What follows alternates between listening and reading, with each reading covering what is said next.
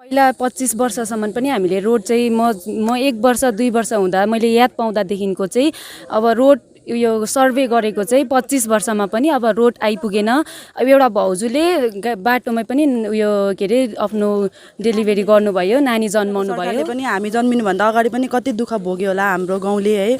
आमाहरूले कहाँबाट भारी बोकेर कति दुःख थियो, तर पनि अब कति माग गर्यौँ रोड, तर पनि आएको थिएन। तर अब अहिलेको वर्तमान सरकारलाई धेरै धेरै धन्यवाद। हिउँदो महिनातिर त ठिकै छ, तर बर्खा महिनामा या फिर दुःख बिमारी हुँदाखेरि चाहिँ के थियो भने हाम्रो गाउँबाट जति पनि बिमारी अलिकति त्यस्तै हिँड्न नसक्ने बिमारी हुन्थ्यो, हामीले डोकोमा चियरमा बोकेर ल्याउने हाम्रो त्यस्तो खालको कन्डिसन थियो। दर्शकबिन नमस्कार, म जीवन सुब्बा यहाँलाई सिक्किम भोइसमा स्वागत गर्न चाहन्छु। र दर्शकबिन अहिले हामी पश्चिम सिक्किमको सोरेङ च्याखुङ समष्टि अन्तर्गत थर्पुको कल्बोटेमा छौँ र यो यहाँनिर आज भूमि पूजन भएको छ, जसमा क्षेत्र विधायक अहित्य गोलेको हातबाट भएको थियो भने चेयरम्यान हाम्रो स्किल डेभलपमेन्ट बोर्डको हाम्रो चेयरम्यान पनि हुनुहुन्थ्यो हाम्रो विनोद बस्नेतज्यू, उहाँको हातबाट पनि यहाँनिर उपस्थित हुनुहुन्थ्यो र यहाँ भर्खरै पूजा पनि भएको छ। र त्यसै सन्दर्भमा यस रोडलाई लिएर, यो 3 किलोमिटर्सको रोडलाई लिएर गाउँलेवासीहरूको भनाइ के छ र उहाँले सरकारप्रति के मेसेज दिनु चाहन्छ, उहाँ कतिको खुसी हुनुहुन्छ भने हामीसँग हुनुहुन्छ गाउँलेहरू हुनुहुन्छ है, उहाँसँग पनि हामी जान्नेछौँ। र सर्वप्रथम तपाईलाई सोध्न चाहन्छु होइन, तपाईँको शुभ नाम के हो? मेरो कुलप्रसाद शर्मा। ओके, जुन चाहिँ यो रोड आएको छ नि होइन, अब यो आजदेखि भूमि पूजन भएर सुरु हुँदैछ होइन, यो रोड आउँदाखेरि तपाईँ गाउँलेहरूको भनाइ के छ, कतिको खुसी हुनुहुन्छ, कतिको दुःखी हुनुहुन्छ, यो अलिकति भनिदिनुहोस्। सर्वप्रथम त हामी आज सम्पूर्ण सोरते गाउँवासीको आँखाबाट खुसीका आँसु झरेका छन् र सोरतेको पुनर्जन्म भएको छ है।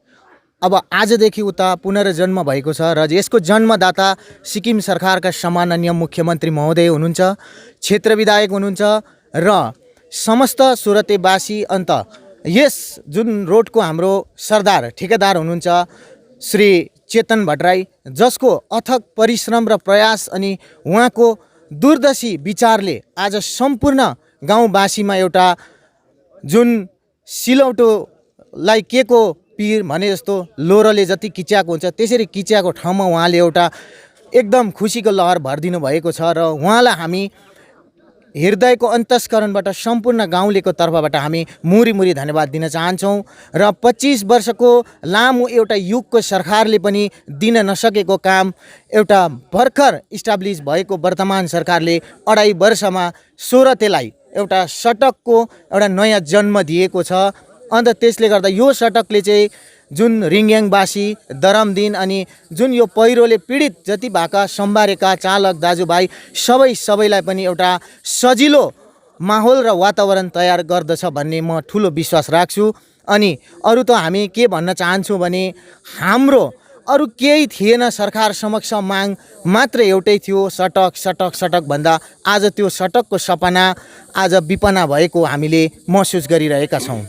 ओके, र त्यस्तै प्रकारले हामीसँग एकजना बहिनी पनि देखेँ, बहिनीलाई पनि सोध्न चाहन्छु। बहिनी, जुन चाहिँ रोड आजदेखि सुरु भएको छ, यो रोड होइन भूमि पूजन भएको छ, र पहिला यो रोड नआउँदाखेरि कतिको दुःख हुन्थ्यो, कहाँबाट जानु पर्थ्यो है, त्यसमा अलिकति बताइदिनुहोस् न यसलाई। हुन्छ, अब हामी चाहिँ मेरो नाम चाहिँ पवित्र निरौला र म सोरतेबाट बोल्दैछु।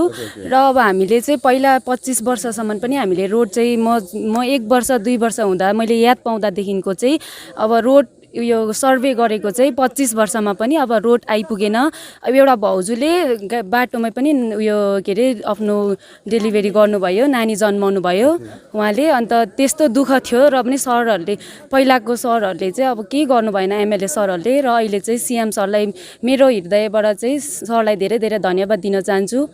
रासिन पानीहरू तपाईँहरूले कहाँदेखि बोकेर तपाईँको घर कति किलोमिटरसम्म तपाईँ लानुहुन्थ्यो पहिला? हाफ एन आवर चाहिँ हामीलाई लाग्थ्यो ओह्रालो जानु चाहिँ, आउनु त 1 घन्टा लाग्थ्यो। हजुर, त्यति चाहिँ लाग्थ्यो। अन्त अब भारी बोकेर जानु पर्थ्यो चामलहरू लिएर जाँदा चाहिँ।